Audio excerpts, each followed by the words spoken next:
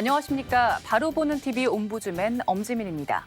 지난주 연합뉴스TV에서는 내년 3월 대선을 향한 여야 대권 주자들의 출마 소식과 당정이 올해 2차 추경 예산안 규모를 33조 원으로 합의하고 5차 재난지원금 지급 대상은 소득 하위 80%로 지급하기로 합의한 소식 등 국내외 뉴스를 신속하게 전해드렸습니다.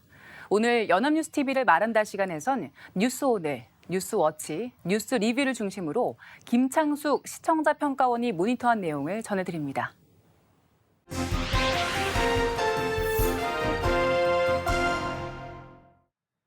내년 3월에 있을 20대 대선을 향한 여야 대선 주자들의 레이스가 본격화되고 있습니다. 지난 6월 28일부터 더불어민주당의 대선 경선 후보 예비 후보 등록이 시작되었고 야권에서는 윤석열 전 검찰총장의 대선 출마 선언에 이어 사표를 낸 최재형 전 감사원장 등 현재 여야 모두 10명 안팎의 후보자들이 거론되고 있어 치열한 경선이 예상되고 있는 가운데 지난달 6월 28일 뉴스오늘에서는 대권 도전에 나선 야권 주자들의 행보와 경선룰을 둘러싼 이견에 대해 보도했습니다. 기자는 6월 29일 대선 출마 선언을 앞둔 윤석열 전 검찰총장이 휴일 기자회견문 마무리 작업에 주력하는 동시에 회견이 열리는 양재동 윤봉길 의사 기념관을 사전 답사했다고 전했습니다. 또한 기존 이상록 대변인과 최지연 부대변인 외에 조선일보 기자 출신의 우승봉 전 인천시 대변인을 공보팀장에 임명하며 공보라인을 보강한 사실도 보도했습니다. 한편 6월 28일 사퇴 의사를 밝힌 최재형 전 감사원장에 대해서는 당장 정치 참여 선언을 하지 않을 것으로 전망했습니다. 범야권 대선 주자들의 행보가 빨라지면서 이제 관심이 당박 주자들의 제1야당 국민의힘 입당 여부에 쏠리고 있다고 분석했습니다. 이준석 대표가 경선버스 출발 전인 8월 말까지 입당할 것을 촉구하고 있지만 윤석열 전 총장과 최재형 원장 모두 당분간은 당 밖에 머물 것이란 관측이 많다고 보도했습니다. 이들의 경선버스 탑승 여부를 가릴 최대 변수는 현재 당원 투표와 일반 여론조사를 절반씩 반영하기로 되어 있는 국민의힘의 대선 경선룰이 될 것이라고 전망했습니다. 국민의힘 내부에서는 경선이 얼마 남지도 않은 시점에서 규칙을 바꾸긴 어렵다는 의견과 당박 주자의 입당을 유인하는 차원에서 여론조사 비중을 높일 필요가 있다는 주장이 맞서고 있다고 전했습니다.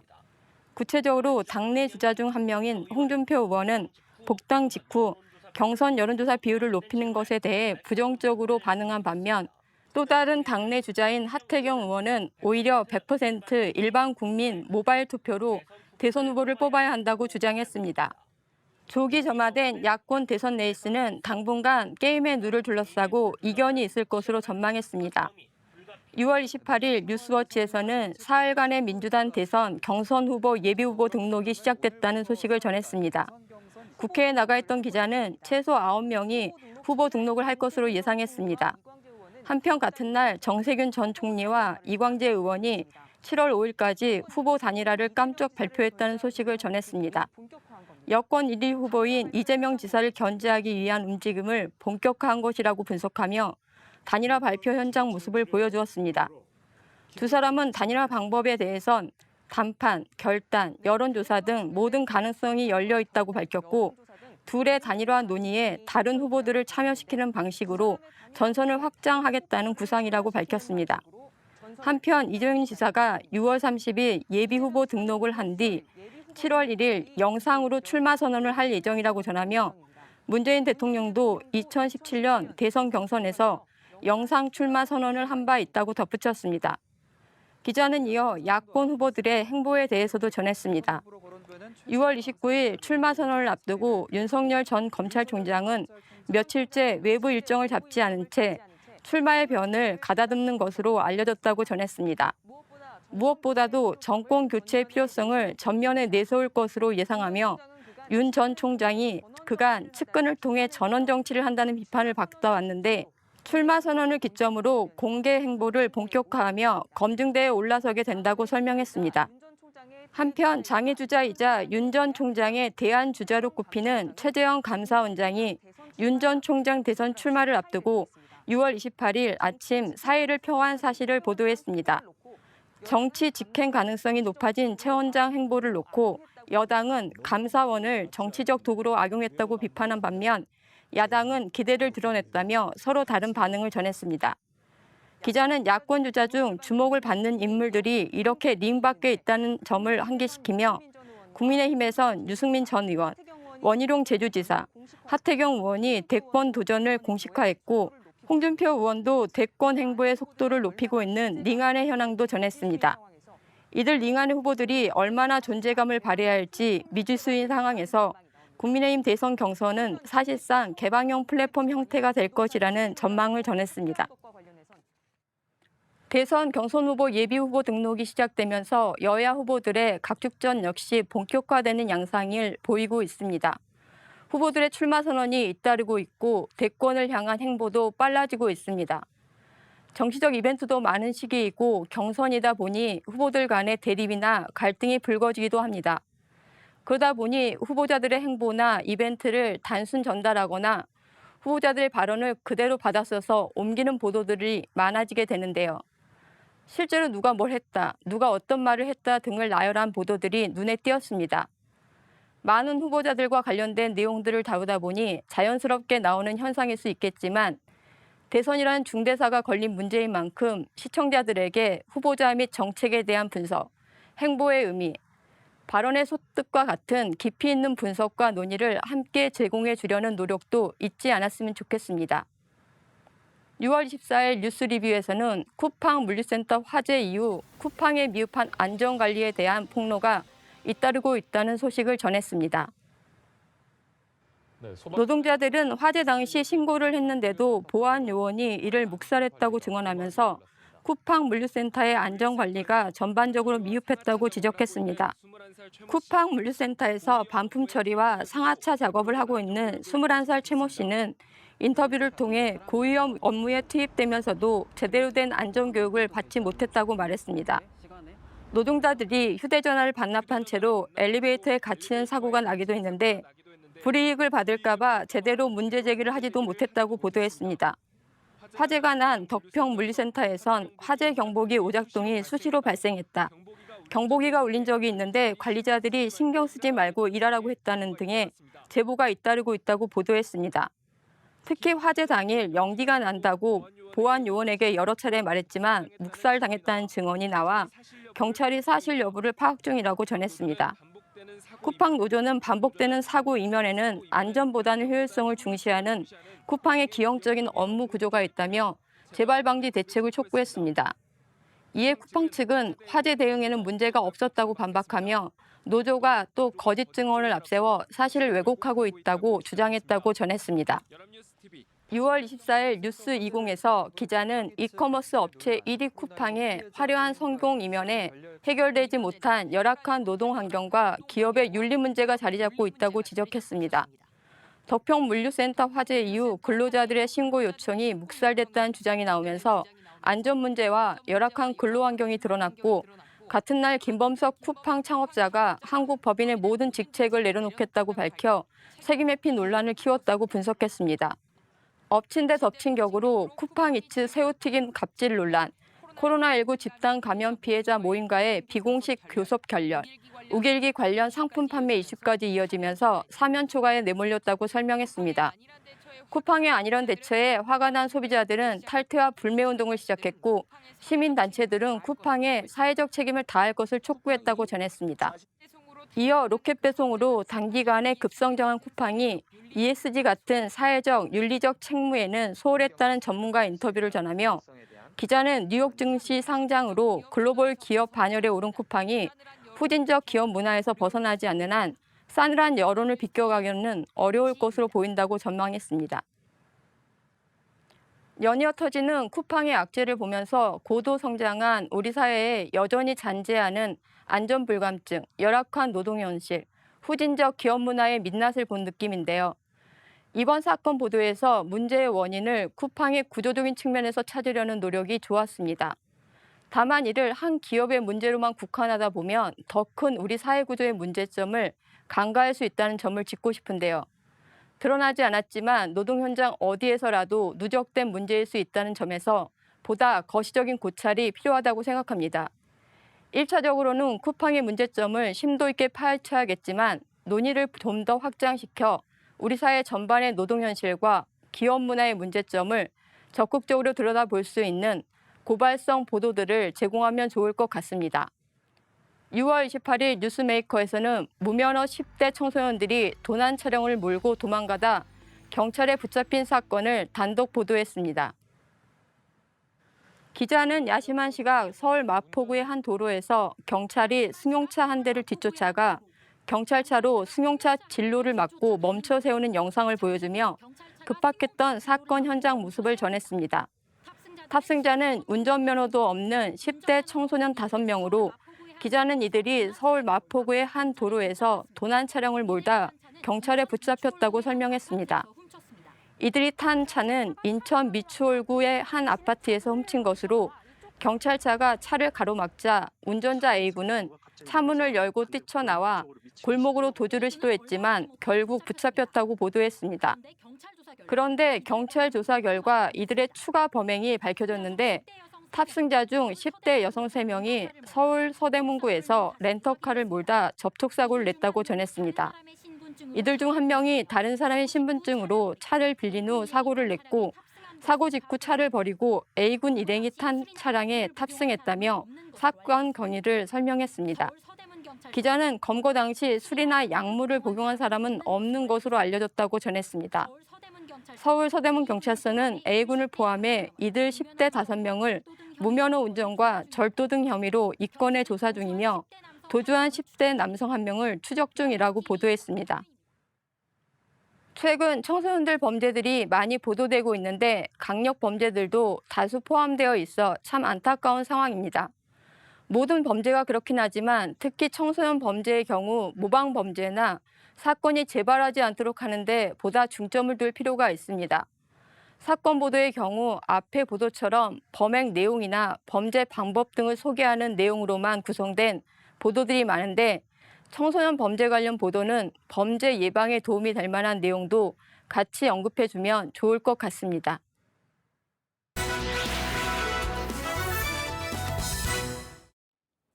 이번 순서는 주말에 방영되는 제작 프로그램을 대학생의 시선으로 분석하고 평가한 내용을 들어보는 캠퍼스 TV 리포트 시간입니다. 이번 주는 중앙대학교 미디어 커뮤니케이션 학부 이유경 학생과 함께합니다. 어서 오세요. 네, 안녕하세요. 네, 지난주에는 어떤 프로그램 모니터링 하셨나요? 네, 저는 매주 토요일 오후 9시 40분에 방송되는 뉴스 프리즘을 모니터했습니다. 지난달 26일 방송된 뉴스 프리즘에서는 군대 내 성범죄 근절 해법에 대해 다뤘습니다. 그럼 자세한 모니터 내용 지금부터 전해드리겠습니다.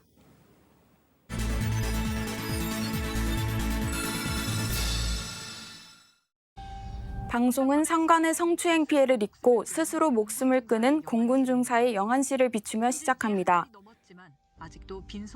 지난 3월 선임에게 강제추행을 당한 이 중사는 이튿날 피해 사실을 정식 신고했다는데요. 청원 휴가를 받고 부대 전속도 요청했지만 2차 가해에 시달리던 이 중사는 다시 출근한 지 나흘 만에 숨진 채 발견됐다고 합니다. 사건이 뒤늦게 알려지고 여론이 악화하자 국방부는 사건을 국방부 검찰단으로 이관하고 수사에 나섰다고 하는데요. 이에 이성용 공군 참모총장은 사건의 책임을 지고 사의를 표명했고 문 대통령은 추모소를 방문하고 대국민 사과도 했다고 합니다. 사건이 국방부로 이관된 지 이틀 만에 성추행 가해자 장 중사는 구속됐고 강제추행과 보복 협박 혐의로 재판에 넘겨졌는데요. 피해자를 회유하고 사건을 은폐하려 한 혐의 등을 받는 2차 가해의 핵심 인물들도 수사가 진행 중이라고 합니다. 피해자가 전속했던 15비행단 부대원과 20비행단 군검사 등을 비롯해 피의자로 입건돼 조사를 받는 사람은 10여 명에 이른다고 하는데요. 하지만 피해 신고 후 부대 내 조치와 보고 체계가 먹통이 된 이유는 오리무중이라고 합니다. 김정환 고 이중사 유족 측 변호사는 정상적인 절차에 따르면 지휘체계, 양성평등센터, 군수사 단계 총 3가지에 보고할 수 있는 라인이 있는데 그 모두가 작동하지 않아 국방부에서 이 사건을 제대로 알지 못했다고 전했습니다. 기자는 국방부 검찰단과 조사본부 등 합동수사단이 수사에 착수한 지 한 달이 다 되어가지만 정치권과 시민단체에선 국정조사와 특검이 필요하다는 주장을 하고 있다고 말합니다. 지난해 군에서 발생한 성폭력 사건 여성 피해자를 보면 10명 가운데 6명은 계급이 낮은 중하사인 반면 남성 가해자 대부분은 선임 부사관이나 연관 장교라고 하는데요. 문제는 후속 조치가 안 된다는 점이라고 합니다. 군 성범죄는 과거에도 여러 번 있었고 피해자가 발생할 때마다 개선돼 성범죄 대응 체계는 잘 갖춰진 편이지만 후속 조치에 대한 폐쇄적인 반응이 여전히 남아있다고 하는데요. 조용히 넘어가자. 좋은 게 좋은 거다. 이런 분위기가 여전히 남아있는 것도 사실이죠. 군의 폐쇄적인 조직 문화 탓에 보호받을 수 없다는 피해자의 두려움은 여전하다고 합니다. 김형남 군 인권센터 사무국장은 신고를 해도 문제가 해결되지 않을 것이라는 인식과 신고를 해도 잘 해결되지 않았던 동료의 문제들을 여군들은 이미 학습을 하고 있다고 말했습니다. 최근 5년간 재판에 넘겨진 군 성범죄 사건은 2,170여 건. 하지만 이 중 1심에서 실형을 선고받은 비율은 10%에 불과하다고 합니다. 민간과 달리 군 검찰과 법원은 부대 지휘관에 종속돼 있고 사고가 발생하면 해당 지휘관의 진급 누락 등의 우려가 있어 사건 축소나 은폐 유혹이 클 수밖에 없다는데요. 전문가들은 군 성범죄를 막기 위해 중요한 것은 폐쇄적인 병영 문화를 탈피하려는 지휘관들의 인식 변화라고 말하는데요. 지휘관들의 인식 변화라고 말합니다. 국방을 위해 젊음을 바친 생명을 또 잃기 전에 군 전반에 대한 개혁이 더 이상 늦어져선 안 된다는 지적이 이어졌습니다. 국회는 내년 1월 시행을 목표로 군사법원법 개정 등 성범죄 대책을 추진하고 있다는데요. 국회에서는 군사법원을 폐지하거나 1심만 유지하도록 축소하자는 주장이 제기됐다고 합니다. 또 군 성범죄 근절 및 피해자 보호 혁신 TF를 중심으로 군 성범죄에 대해서는 수사부터 재판까지 민간이 담당하도록 하는 군사법원법 개정안이 발의됐다고 합니다. 군이 악순환의 고리를 끊고 제 식구 감싸기라는 한계를 넘어서기 위해서는 처벌과 책임을 물을 수 있도록 사법체계의 공정성과 균형성 확보가 필요하다는 말로 방송은 마무리됩니다. 네, 모니터한 내용 잘 들어봤습니다. 자, 이번 주 방송을 보면서 뉴스 프로즘에서 어떤 부분이 인상 깊었나요? 네, 저는 군 성범죄에 대한 대응 체계는 잘 갖춰졌지만 후속 조치가 제대로 이루어지지 않아 아직도 또 다른 피해자들은 두려움이 여전하다는 말이 인상 깊었습니다. 이제는 잘못이 더 이상 용납되지 않도록 군의 폐쇄적인 조직 문화와 성비위 등의 철퇴를 내릴 수 있는 법과 인식의 변화가 필요하다고 생각했습니다. 네, 수고 많았습니다. 지금까지 중앙대학교 미디어 커뮤니케이션 학부 이유경 학생과 함께했습니다. 고맙습니다. 감사합니다.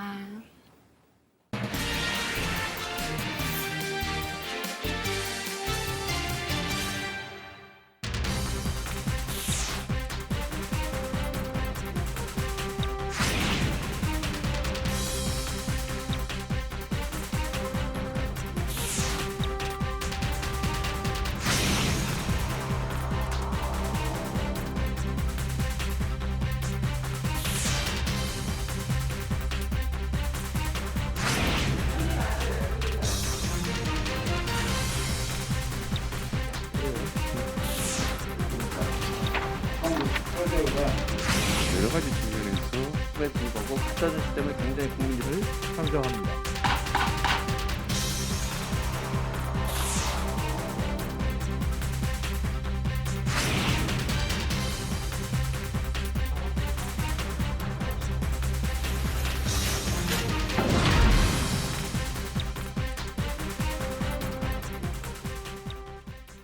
국회에서 수술실 CCTV 설치법에 대한 논의가 이루어졌지만 의무화와 위치 등 쟁점에 대한 여야 간 의견이 좁히지 못하면서 법안 처리가 불투명한 상황입니다.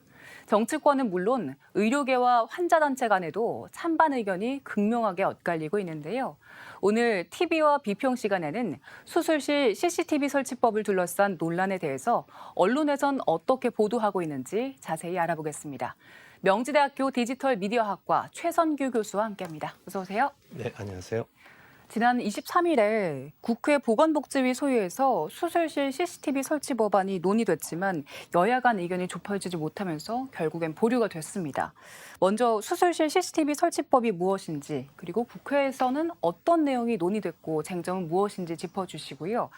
또 정부의 입장 그리고 여야 간 의견에 대해서 우리 언론에서는 어떻게 보도를 하고 있는지 이 점도 짚어주시죠. 네.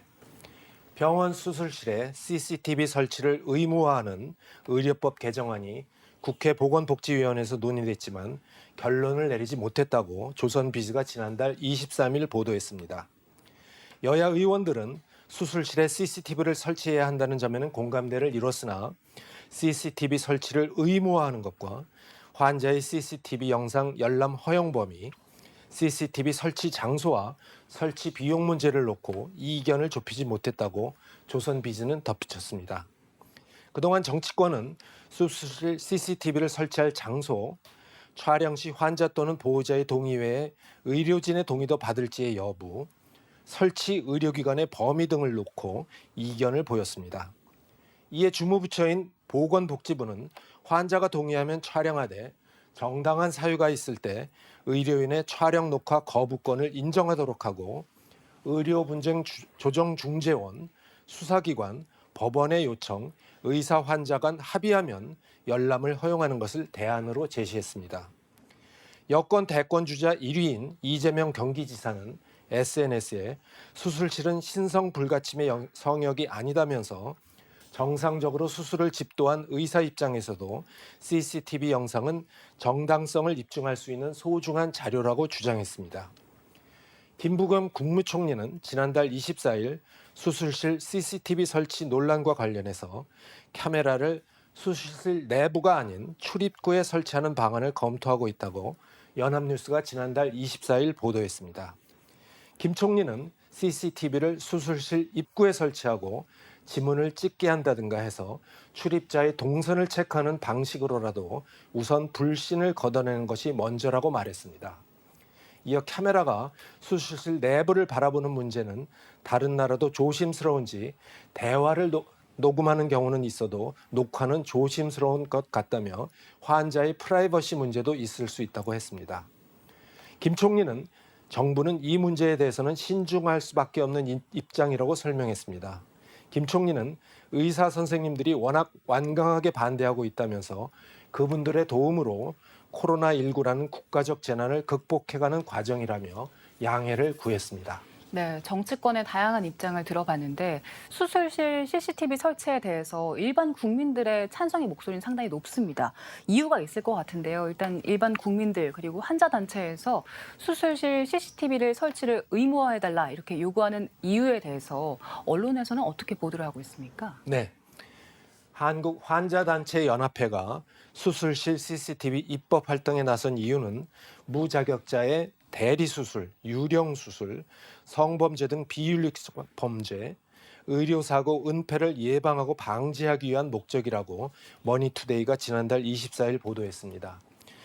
수술실 내 CCTV 설치는 찬성 여론도 압도적이라고 헬스조선은 지난달 23일 보도했습니다. 지난 5월 한국사회여론연구소가 만 18세 이상의 1,004명을 대상으로 한 여론조사에 따르면 전체 응답자의 80.1%는 수술실 CCTV 설치 의무화에 찬성했습니다. 반대 응답은 9.8% 수준이었습니다. 국회 보건복지위원회가 지난해 별도의 예산을 투입해 진행한 대국민 여론조사에서는 국민 90%가 수술실 내에 CCTV 설치 의무화에 찬성한다고 응답하기도 했습니다. 국민권익위원회가 지난달 28일 병원 수술실 CCTV 설치를 의무화하는 법이 필요한가라는 주제로 한 국민 의견조사에서는 97.9%인 13,667명이 찬성 의견을, 2.1%인 292명이 반대 의견을 냈습니다. 환자단체연합회는 수술실 CCTV 설치 의무화 관련 의료법 개정안이 보류된 것과 관련해서 수술실 CCTV 법안이 이번에도 네 번째로 법안 심사 소위 문턱을 넘지 못했다면서 지난 6년간 수술실 CCTV 법안 입법화 활동을 했던 환자단체로서 실망스럽고 답답하다며 아쉬움을 토로했습니다. 연합회 측은 환자의 민감한 신체 촬영 영상의 유출 해킹 우려에 대해서 촬영하려면 반드시 환자의 동의를 받아야 하고 촬영된 영상은 조정, 중재, 수사, 재판 등 법률에서 정한 특별한 목적으로만 활용할 수 있다면서 또 이를 위반할 경우 중한 형사처벌을 받도록 하는 3단계 보호장치가 의원 입법안에 포함되어 있다고 반박했습니다.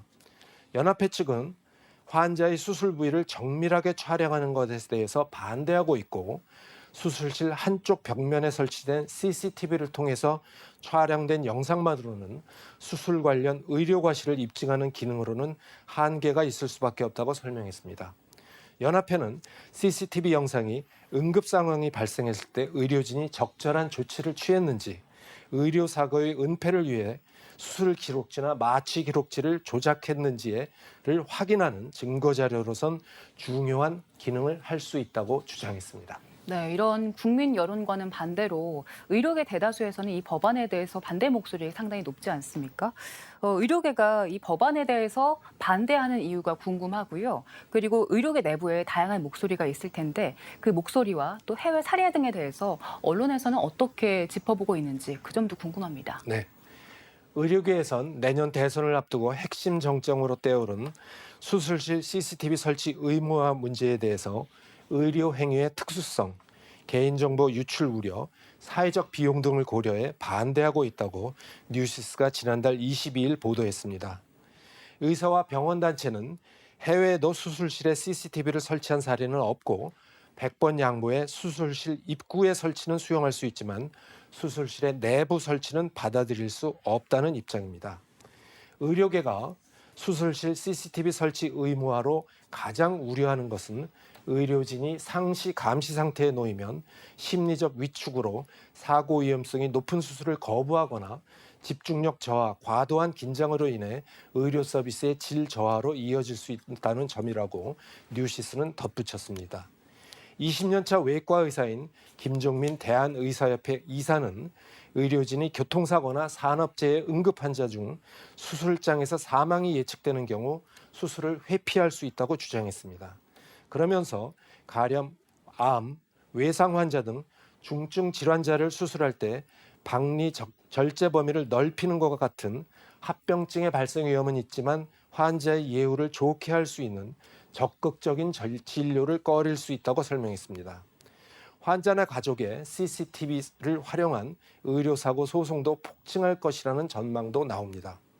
한 대학병원의 의료진은 환자를 살리기 위해 수술 시간을 연장하면서까지 끝까지 최선을 다했음에도 불구하고 수술 후 환자가 출혈 등 몸에 조금이라도 이상이 나타나면 언제라도 CCTV 녹화 영상을 요구할 것이라면서 의료 소송이 급증하면 결국 실익은 환자와 의료진이 하는 법조계가 챙기게 될 것이라고 내다봤습니다.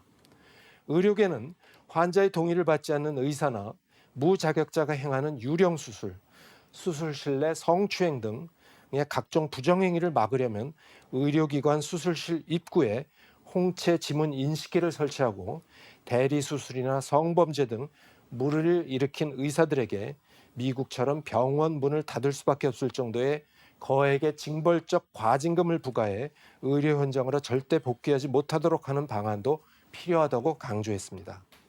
지난달 19일 의사협회가 공개한 세계의사회의 서한에 따르면 세계의사회는 최근 수술실 CCTV 의무화 법안에 대해 CCTV 의무 설치는 치료 회복 과정에 그리 도움이 되지 않는다면서 의료 행위를 보장하는 가장 중요한 요소는 프라이버시를 보호하는 것이라는 입장을 밝혔습니다. 네, 이 수술실 CCTV 법안이 지난 2015년에 국회에 처음 발의됐고 그 이후에 여러 차례 논의가 됐지만 번번이 그 문턱을 넘지 못했었죠.